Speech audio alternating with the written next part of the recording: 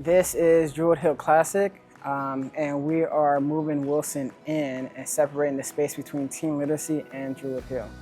It's been numerous hours. Like I said, 5 truckloads, semi-truckloads, various OPS truckloads of moving furniture, moving boxes, cleaning out rooms, waxing floors, pallets on top of pallets. Teen Literacy will use one part of the building to come in, and Wilson will use the other.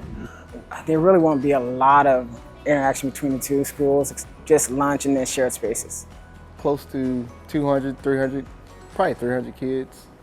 It'll be a little bit of a difference, but hey, I'm all for it. They welcome them in with open arms, with a smile on their face. I think they'll be just fine.